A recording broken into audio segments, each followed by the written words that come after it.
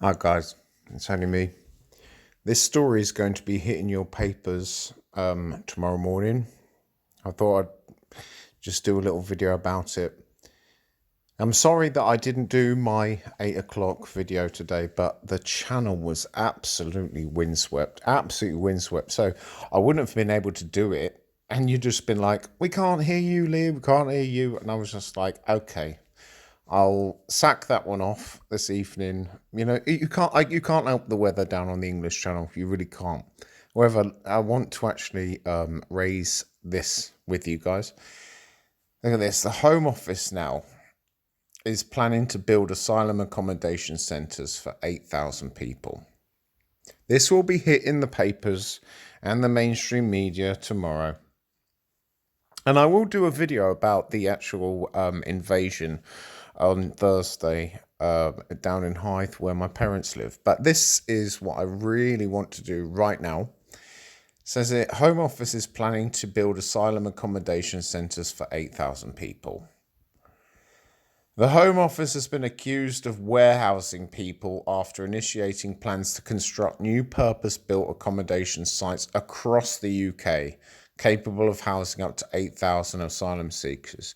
Now, you know that they are actually doing that in Dover, and I know exactly where it is. But now, right, if you thought, guys, right, you might not live in Folkestone, you might not live down in Kent, but I'll tell you, this should be worrying for you. I mean, I live near Napier Barracks. Nothing surprises me down here, but it will start surprising your locals up in the northeast, right up in the north, when all of a sudden all of these young feral men are actually rocking up. Let's carry on.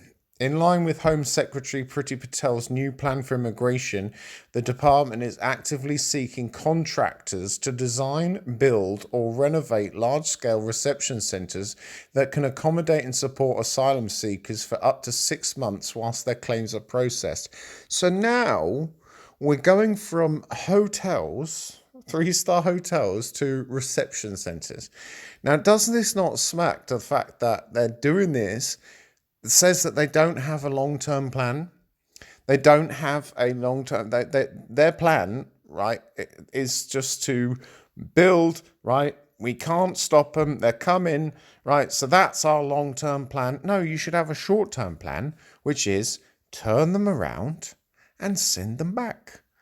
Right, we don't need to build reception centres if you actually had the gumption to actually turn them back and say to France, get boop, you're taking them back. They're not our problem. They're not our problem. Why are they actually coming over? And just because they haven't sounded the distress call, they know as soon as they get into British waters, then that's our problem. The French don't want them.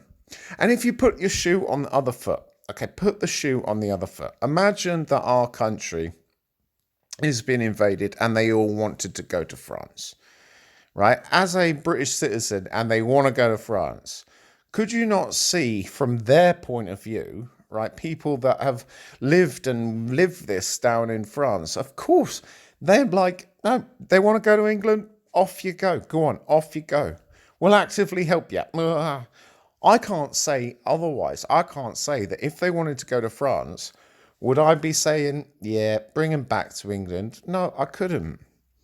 But the fact is, they shouldn't be allowed to leave in the first place. That's all I'm saying. So when all of this kind of boop and caboodle comes up, you have to think, okay, put your shoe on the other foot now. And as a French person, as a French citizen, of people that have been stealing, harassing, or whatever, of course they want them gone. Of course they do. I mean, it's a fine one for me to talk to say, "Ugh," because I'd be the exact same. And so would you. You'd be like, if they want to go to France, let them go to France. Let them go to France. They want to go to France. But they are in, if they were in my country, in England, whatever, we'll say, no, come on, we can't expect other people. No, but come on, let's share the responsibilities here. The French don't give two proverbials. Anyway, the National Portfolio of Centres has been described by one refugee charity as having the potential to be hugely harmful to vulnerable and often traumatised people. I've said this before, I'll say it again. They're not coming from a war-torn country. So whatever charity this is, whether that be Care for Calais or whether that be Kent Refugee Action Network, which, incidentally, my video about you, Bridget Chapman, I've still not heard back from you, darling. I've still not heard back from you because you won't debate me. No, you won't, because you're scared. You're scared that I will tell you a new one. I would beat you with facts and figures that I would make you run away with like a dog with a tail in its legs. You won't be able to beat me on that one. Anyway, this is by the by. This is not about why you called. Oh God, that's an Alex Belfield expression. Anyway, a budget for the new site is yet to be disclosed, and specific locations for constructions have not been announced. Well, I'm hearing that it's up in the north. It's up in the north, way away from London, way away from Kent. It's up in the northeast. So whoever's living up in Middlesbrough, Sunderland, Newcastle, Leeds, all that, York, up that way, you're going to get the reception centres up there. So this is going to be your problem. This is going to be your problem. This is going to be your school's problem. This is going to be your supermarket's problem. This is going to be unbelievable how much they're paying for this. The Home Office told Politics Home it cannot comment on ongoing commercial discussions. No, they can't, because every single FOI, Freedom of Information request, where I said, how much was spent on Napier Barracks? No, we're not going to comment on that because that's commercially sensitive. Right? How much was actually spent on security? No, we can't comment on that whether it's commercially sensitive. All right, okay. So how many people have actually absconded? We can't comment on that because that is politically sensitive and it could cause racial division.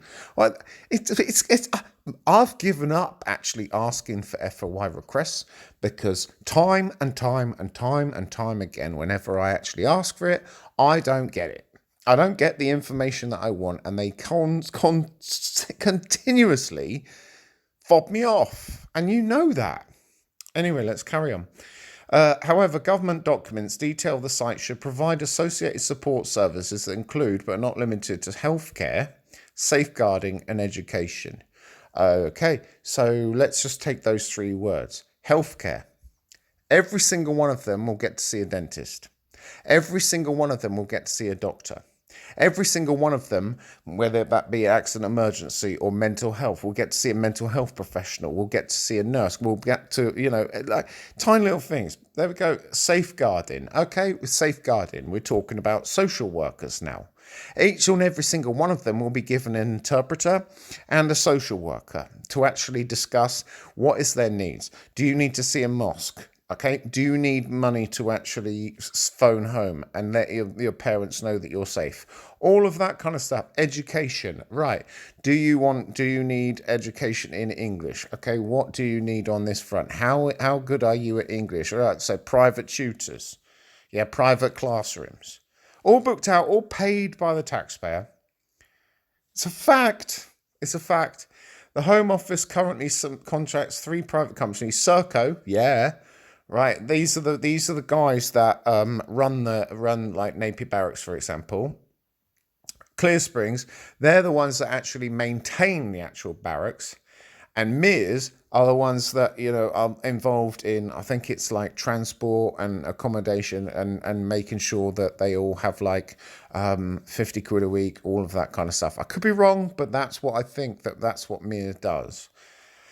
The companies manage small dispersal sites across the UK, with the largest and only current mass accommodation centre being Napier Barracks in Kent, which is right by my house, down here in Folkestone, which houses up to 431 people. Yep. So there you go. That's Napier Barracks, and I know I've been up there. Last year, Clear Springs Ready Homes, who operate the old Armoured Barracks site, made a £796,000 profit on sales of 68 million that predominantly came from the Home Office. Just let that sink in. They made almost £1 million profit. Hotels have also controversially been used to house asylum seekers. Yeah, look at State Court down in Hive. However, the Home Office says this practice will end as the new purpose-built centres are built. And I call boop. I'm not even going to swear. Because if I do, this video will be flagged, it'll be reported, and I'll get a strike, and I won't be able to carry on doing what I'm doing.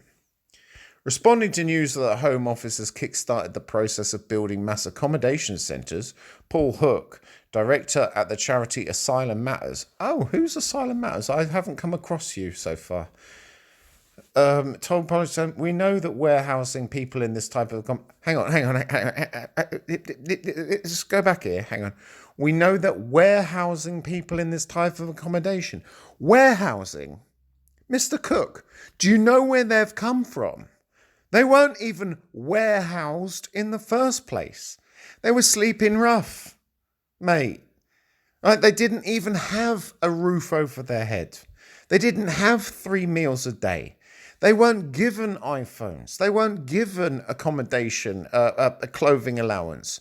They weren't given all of what they are getting, like the land of milk and honey that this is. Do you not know, Mr. Cook, how galling it is for people that go over to France, right? Go over to France, spend a week in France. Maybe they're seeing their mum or their dad or their stepdad or their grandfather or whatever, have to take a PRI test, their PRI test beforehand, and then coming back, and then they have to isolate. And they have to isolate, boom. Some ones that actually have to go into red countries then have to foot a bill of like £1,500 odd pounds for 10 days to actually get back into the country. Now, these chancers can just get in a dinghy, come over, and be free to roam the country, free to roam the streets within 4 or 5 hours of out landing in the UK. Are you? Am I going crazy? My mind is boggling here. My mind is boggling. We know that warehousing people in this time of accommodation is hugely harmful to the vulnerable and often traumatised people. Right. Really? Have you not spared a thought for the locals that are completely traumatised? No, you haven't.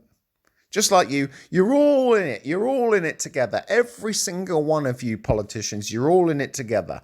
You want this to happen. You know, all of you, you know that this is some kind of backhanded deal with regard to Brexit. Oh, we'll take our fair share. And we'll say we're angry about it, but we won't do anything about it. But no, we'll get the RNLI out. Or do you not think the RNLI are actually taking money from this? Do you not think that? Because I know that's what they're doing. I was in Dungeness 2 days ago, the same day when Hive was actually hit. It's disgusting, and it breaks my head. It breaks my mental health because I'm constantly banging this drum, banging this drum that this is not right, and yet the mainstream media won't cover it. And it's only through YouTube and like-minded people like you, whoever's watching this, whoever is watching this, right? Whoever's watching this from around the world, I'm giving you facts. This is no fake news, Donald Trump style. This is what is actually going on. Anyway, we're going to finish it now. The Home Office must scrap these plans and commit to housing people in local communities where they can rebuild their lives. No, do you really think that we want... We don't even know who they are. Many of whom could have terrorist links. Right? You don't know. I tell you, you will have blood on your hands. All of you refugee charity lead spokespeople and chief executives and stuff, when it hits, and it will, don't say that it won't, but when it does, and it says, came over to Dover on the 7th of July, 2021, right? Oh, we just didn't know. Right? When British people are getting sliced across the throat, London Bridge or Manchester Arena style bombings, right? When will you actually wake up? When will you actually wake up and think, hang on a minute, we have booped up? Because you won't. And you'll still say, oh, but, it's not all of them. No, it's not all of them. But there is a contingent of people coming across into this country that you don't know who they are, where they've come from, what their nationality is, what their age is. They throw their passports into the channel. You don't know what is happening. Now, if you actually are a little bit educated, charities that support this, look up the fifth column. Yeah? Look up what the fifth column is. Because I guarantee you, they are here. We all go, oh, look at what the Taliban is doing in Afghanistan. Oh, look at what the Taliban are already here. Do you not think some of these guys are already radicalized? For boop's sake, we've already got over 11,000. How many of them have links to the Taliban? Do you know what? You don't know. You don't know. So don't say that they're all bleeding hearts and, oh, we need to look after them. Enough of that. So anyway, I want to finish this. News of funding for asylum mental health and wellbeing comes as 46 charities have called on Patel to launch an independent inquiry in deaths in the UK asylum system. Whatever. The new plan for immigration is the only credible long-term plan to fix the broken system and bring this exploitation to an end. No, don't even build them. Turn the boats back. That's all I'm saying. Turn the boats back. Don't even let one more person step foot on this soil until we know who they are, how genuine they are. And as you know, 89 odd percent are young fighting age males. And if that doesn't scare you, then I don't know what will.